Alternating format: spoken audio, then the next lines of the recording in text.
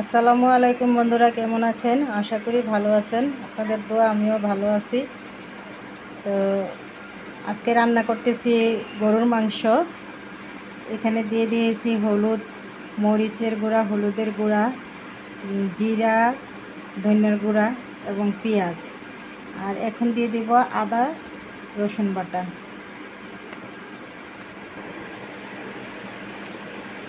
আদা বাটা দিয়ে দিলাম।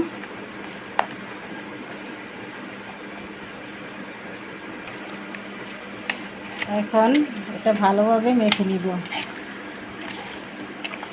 আমার হাজব্যান্ড মেখে দিচ্ছে, কারণ আমার হাত জ্বলে এভাবে মাখাইলে, এই জন্য ওনাকে দিয়ে একটু হেল্প নিতেছি।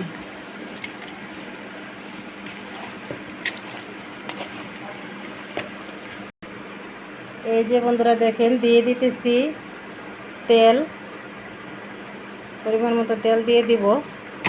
কিছুটা তেল এখানে দিয়ে দিব, আর বাকিটা আবার দিব। এই যে দেখেন বন্ধুরা, ভালোভাবে মাখায় নিতেছি।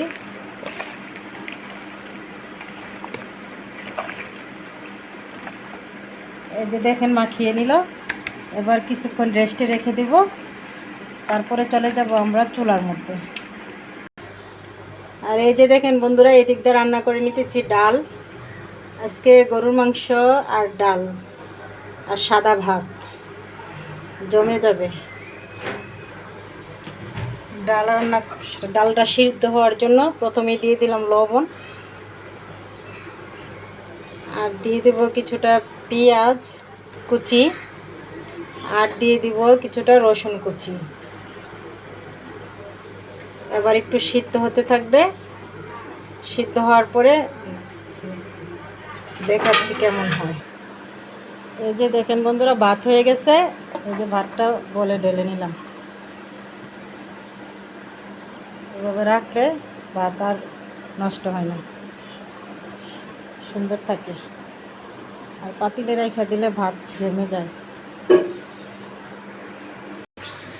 এই যে দেখেন বন্ধুরা, ডালটা অনেকটা সিদ্ধ হয়ে গেছে। এখন দিয়ে দিব হলুদ। একটু হলুদ দিয়ে দিলাম, কারণ ডালে একটু হলুদ কমই দেই, সুন্দর দেখা যায় কালারটা। এখন গুটে নিব।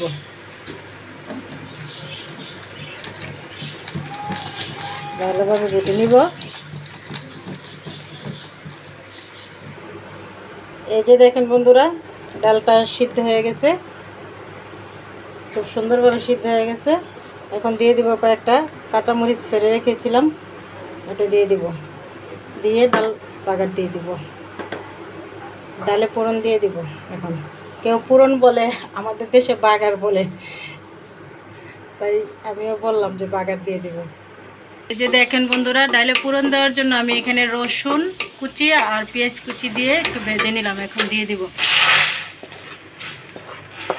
এই যে ডালে ফোড়ন দিয়ে দিলাম। আর এগুলো আমার ডাল রান্না।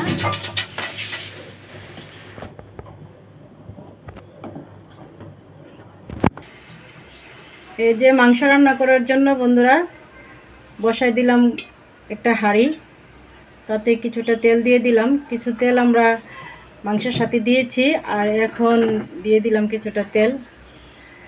আর এই যে সিলিন্ডার গ্যাসে রান্না করতে হচ্ছে, কারণ এখন বেলা 2টো প্রায় বেজে গেছে, এখনও গ্যাস আসেনি, অল্প গ্যাস। আর তেলটা গরম হয়ে গেছে। এখন দিয়ে দিলাম গরম মশলাগুলো তেলের মধ্যে। দেখেন বন্ধুরা, এখন দিয়ে দিলাম পেঁয়াজ। গরম মশলাগুলো ভাজা হয়ে গেছে, এখন পেঁয়াজ দিয়ে দিলাম।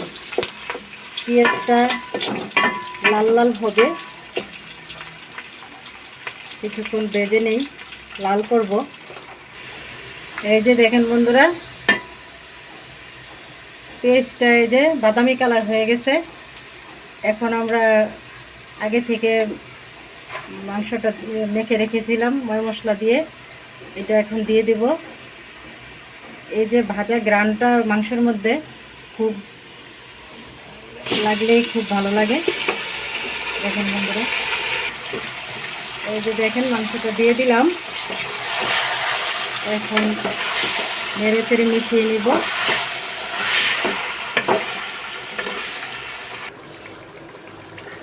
এই যে দেখেন বন্ধুরা, মাংস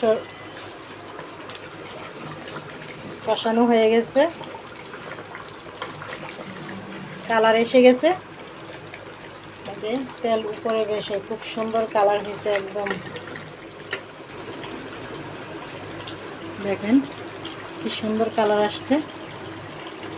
এখন এই অবস্থা আমি দিয়ে দিব কয়েকটা আলু, কারণ আলু আমার পছন্দ। গরুর মাংসের সাথে আলু দিলে আমার খুব ভালো লাগে, এর জন্য কয়েকটা আলু দিয়ে দিব। এই যে দেখেন দিয়ে দিলাম কয়েকটা আলু। আলুগুলা সহকারে এখন একটু ভালোভাবে কষাবো। এই যে দেখেন বন্ধুরা, অনেকটাই হয়ে গেছে মাংস। এখন দিয়ে দিব এই যে গরম পানি করে রেখেছি, এখন দিয়ে দিব। এই যে দিয়ে দিলাম গরম পানি। এই যে বন্ধুরা দেখেন আমার গরুর মাংস রান্না হয়ে গেল প্রায়। মাংস সিদ্ধ হয়ে গেছে, আলুগুলোও সিদ্ধ হয়ে গেছে, সুন্দর কালার আসছে। আমার ছেলে তো কষানো থেকে খেয়ে নিয়েছে। আর এই অবস্থা আমি চুলাটা বন্ধ করে দিব। আর দেখেন উপর দিয়ে দিয়ে দিব একটু জিরার গুঁড়া, একটু জিরার গুঁড়া দিয়ে দিব, তাহলে গ্রামটা ভালো আসবে এবং দেখতেও খুব ভালো লাগবে। এই যে দিয়ে দিলাম জিরার গুঁড়া। এই যে দেখেন বন্ধুরা কতটা সুন্দর হয়েছে কালারটা। এখন খাওয়ার পালা, এখন খেতে চলে যাব বন্ধুরা। আমার ভিডিওগুলো যদি আপনাদের কাছে ভালো লাগে তাহলে আমার চ্যানেলটাকে সাবস্ক্রাইব করে পাশে থাকবেন। আর আপনারা সুস্থ থাকেন, ভালো থাকেন। আল্লাহ হাফেজ।